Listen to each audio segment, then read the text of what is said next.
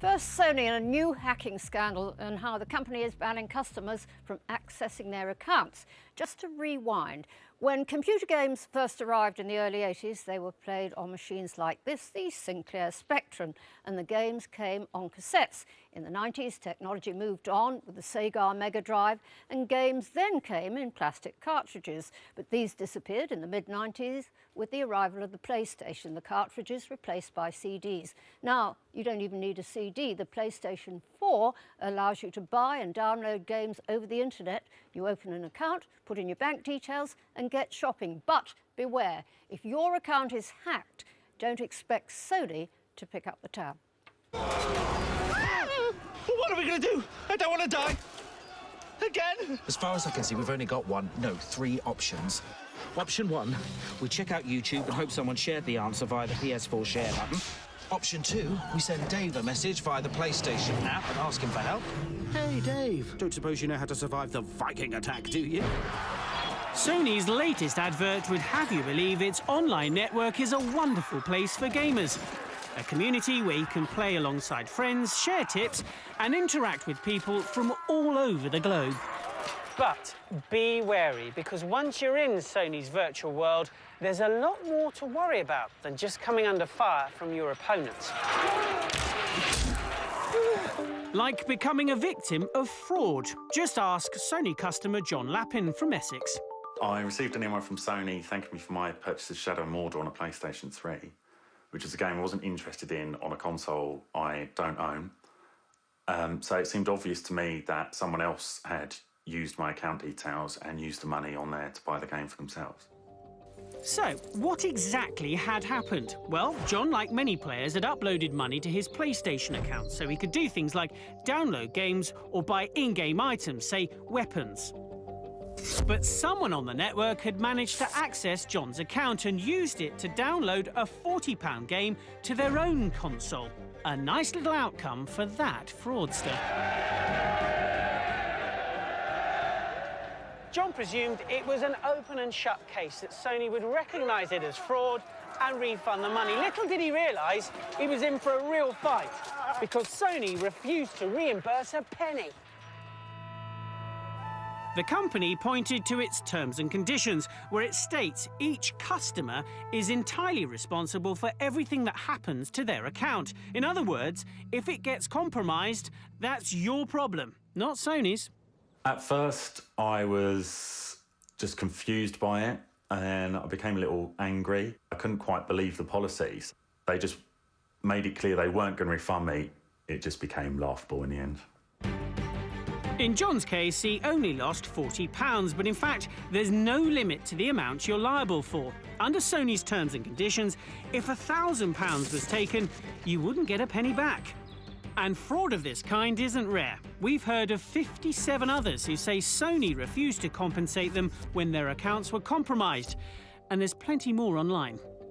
Now, it could be argued the players themselves are the reason why their accounts have been compromised. They could be careless with their login details or have them stolen via some online scam. Whilst this may be the case with some, the players we've spoken to are adamant it did not happen to them. Which begs a question. Is the PlayStation network itself vulnerable to hacking? After all, Sony has a pretty patchy track record when it comes to data breaches.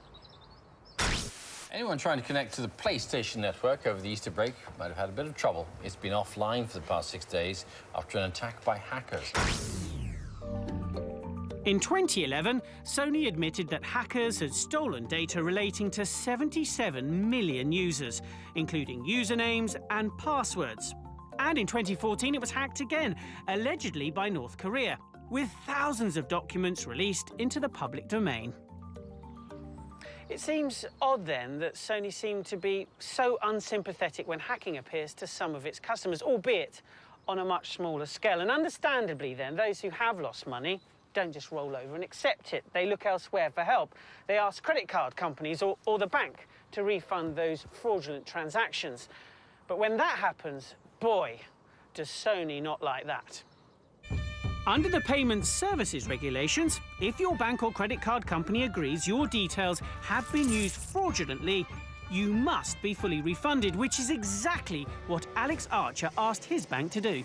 There was £114 worth of games that were purchased through my online PlayStation account, so contacted Sony. They refused to refund any of the money, so I had no option but to contact my bank, and they gladly refunded the money for me.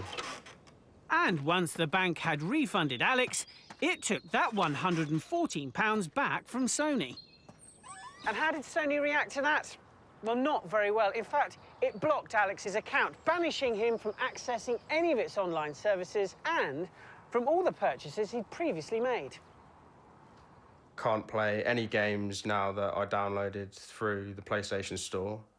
Can't use any of the online features at all on any game, which, I mean, effectively renders the console completely useless.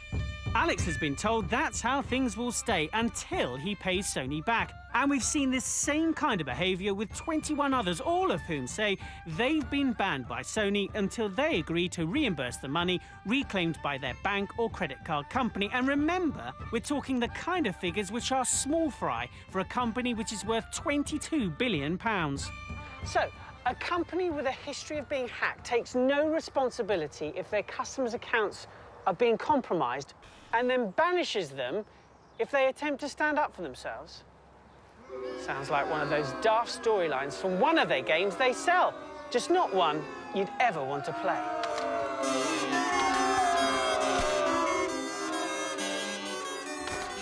Well, Sony has now concluded that both John and Alex were indeed victims of fraud. It admits their treatment fell below the standards the company sets for itself and has now reinstated both accounts to ensure neither is out of pocket. It'll also be reviewing the investigation process that occurs whenever there's an accusation of unauthorised account use. Sony says it takes security very seriously and has industry-leading measures in place to protect its customers. However, it does emphasise the need for everyone to do the utmost to protect their details online. It suggests visiting these two websites for advice on how to do this. But will Sony stop blocking the accounts of anyone who's been defrauded? Well, we've pushed it on this point, and it admitted it had lessons to learn, but said it would carry on suspending the accounts of customers who say they've been hacked whilst they investigate claims. So watch out. Now, that story, like so many we investigate, began when you got in touch. So if you have something you'd like us to take a look at, email us at watchdog@bbc.co.uk.